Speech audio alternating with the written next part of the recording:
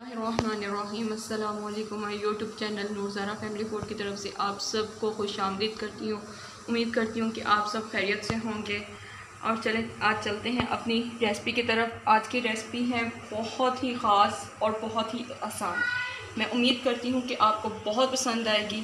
और इसके लिए हमें जो चीज़ें चाहिए वो है आटा, काले मसूर पके हुए, घी 1 कप, धनिया, सब्ज़ धनिया चॉप किया हुआ हस्बे ज़रूरत, प्याज 1 बारीक चॉप की हुई, सब्ज़ मिर्च 3 से 4 अदद बारीक चॉप की हुई, धरा मिर्च 1 चम्मच, नमक हस्बे ज़रूरत, पानी इसको गूंदने के लिए।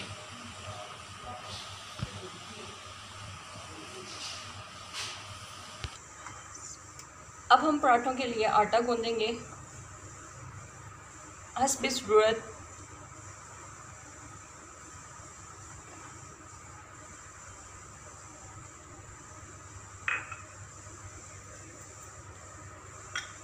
अब हम इसमें प्याज ऐड करेंगे,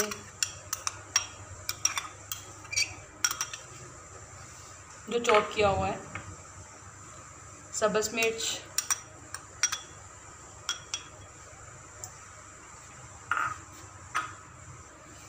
धड़ा मिर्च,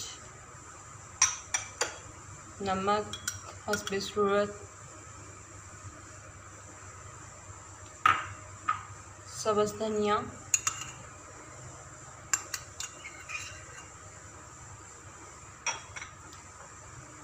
काले मसूर।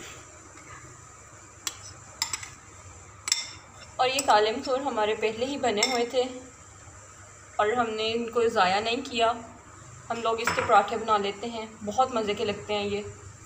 और आप लोग भी इसको ज़रूर ट्राई कीजिएगा क्योंकि ये बहुत मज़े के लगते हैं और बच्चों को भी बहुत पसंद आते हैं। अब पहले इसको अच्छे से मिक्स कर लेना है, फिर बाद में हस्बे ज़रूरत पानी डालना है।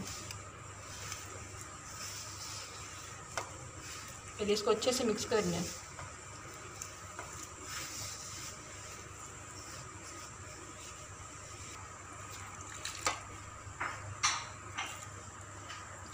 हमने थोड़ा सा इसमें पानी ऐड किया, जितनी हमें ज़रूरत है, थोड़ा सा, बिल्कुल थोड़ा सा इस्तेमाल किया।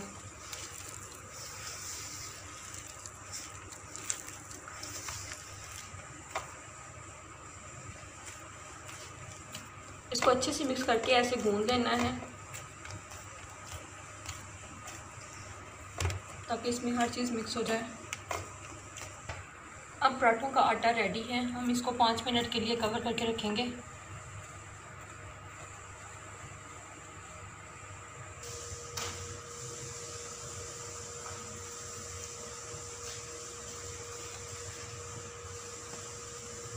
अब आटा रेडी है।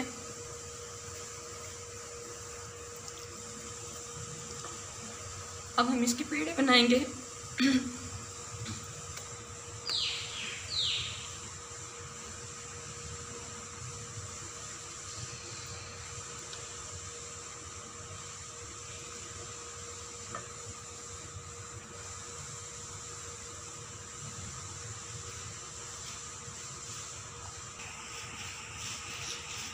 अब हम इसको बेलते हैं।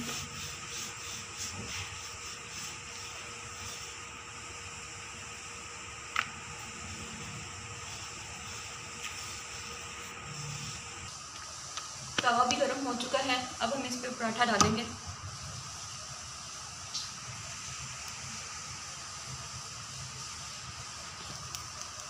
अब इसकी साइड चेंज करने से पहले हम इसकी एक साइड पे घी लगाएंगे।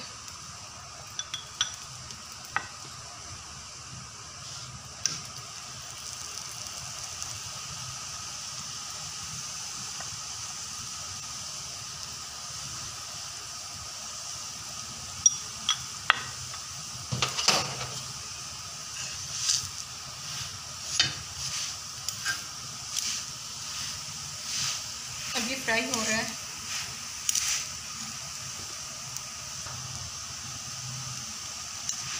अब मसूर का पराठा रेडी हो चुका है, हम इसको डिश आउट करके आपको दिखाते हैं। मसूर का पराठा रेडी है, हम इसको दही के साथ सर्व करते हैं। उम्मीद करती हूँ कि आप लोगों को पसंद आएगा। आप लोग भी इसको ज़रूर ट्राई करिएगा। कोई भी सालन अगर घर में बच जाए तो उसको ज़ाया मत करें, तो इस तरह आप लोग इसको इस्तेमाल कर सकते हैं। उम्मीद करती हूँ कि आपको हमारी रेसिपी पसंद आई होगी और इसको ट्राई ज़रूर करिएगा। अपना और अपने प्यारों का ख्याल रखिएगा, हमें भी दुआओं में याद रखिएगा। इंशाल्लाह हम कल को मिलेंगे नई रेसिपी के साथ। हमारे चैनल को लाइक, सब्सक्राइब और बेल आइकन का बटन दबाना ना भूलिएगा।